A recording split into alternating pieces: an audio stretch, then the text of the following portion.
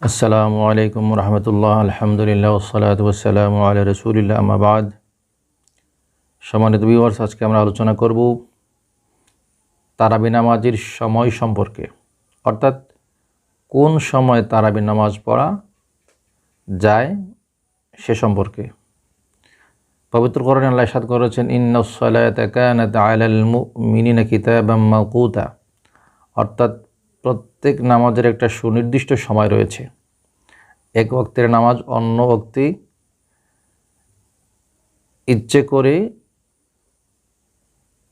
বিলম্ব করে পড়া যাবে না, সেটা কবিরা গুনাহ হিসাবে গণ্য হবে। উদাহরণস্বরূপ, যদি কোনো ব্যক্তি অলসতাবশত ফজরের নামাজ ফজরের সময় পড়েন না, জোহরের নামাজ জোহরের সময় পড়েন না, আসরের নামাজ আসরের সময় পড়েন না, অন্য ওয়াক্তে পিছিয়ে পড়েন, তাহলে তার একটা ফরজ তরক হলো। অর্থাৎ যেহেতু জোহরের নামাজ জোহরের ওয়াক্তেই আদায় করা ফরজ, যদি শরীয়তসম্মত উজর আপত্তি থাকে সেটা ভিন্ন কথা, কিন্তু অলসতাবশত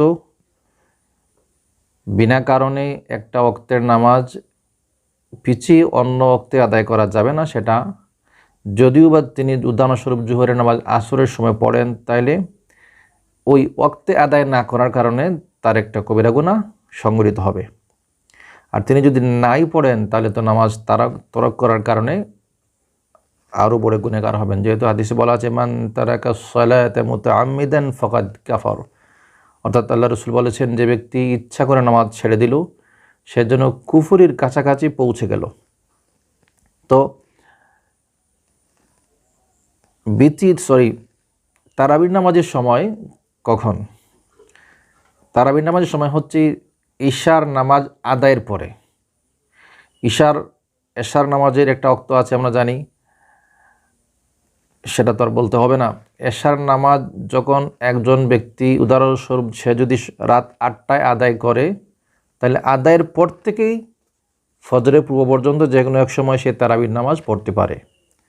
যদি কোনো ব্যক্তি ঈশার নামাজ রাত 12টার মধ্যেও পড়ে না, কিন্তু এশার নামাজ না পড়া পূর্ব পর্যন্ত সে তারাবি নামাজ পড়তে পারবে না। আশা করি কথাটা বোঝাতে পেরেছি। এ কারণে আমরা দেখেছি, বা আপনারাও দেখেছেন, কোনো ব্যক্তি যদি মসজিদে যায়, গিয়ে দেখে যে তারাবির নামাজের জামাত শুরু হয়ে গিয়েছে, তাহলে সে প্রথমে একা একা ঈশার নামাজ আদায় করে। ঈশার ফরজ 4 রাকাত নামাজ আদায় করবে, তারপরে 2 রাকাত সুন্নাত আদায় করে তারাবির জামাতে শরিক হবে। কোনো ব্যক্তি যদি ঈশার নামাজ না পড়েই তারাবির নামাজ শুরু করেন, তাহলে তার তারাবির নামাজ হবে না। অর্থাৎ প্রথমে ঈশার ওয়াক্ত হলে পরে ঈশার নামাজ আদায় করবেন, ঈশার 4 রাকাত ফরজ পড়ার পরে 2 রাকাত সুন্নাত পড়বেন, তারপরেই তারাবি নামাজ পড়তে পারবেন, আপনার তারাবি নামাজ আদায় হবে। অর্থাৎ ঈশার নামাজ আদায় না করে তারাবি নামাজ পড়া যাবে না, এবং পড়লেও তা আদায় হবে না।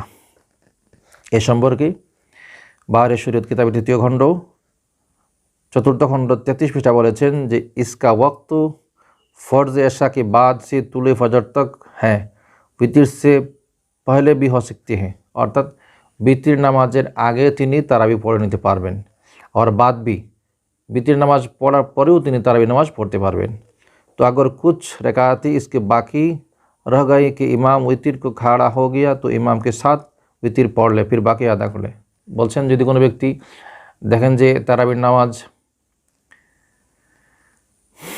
কিছুটা পড়েছেন আর কিছুটা তার আগে চলে গেছে, এরপরে ইমাম সাহেব তারাবি শেষে জামাতে বিতির নামাজ শুরু করেছেন, তাইলে ওই ব্যক্তি, যার এখনও 20 রাকাত তারাবি নামাজ পড়া হয় নাই, সে জামাতে বিতিরের নামাজ আদায় করে নেবে, আর বিতির শেষে তার অবশিষ্ট তারাবি নামাজ পড়ে নেবে।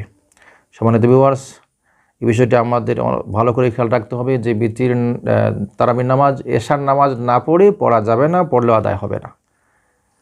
ঠিক আছে, আজ এ পর্যন্ত। সবাই ভালো থাকুন, সুস্থ থাকুন। আসসালামু আলাইকুম রহমতুল্লাহ।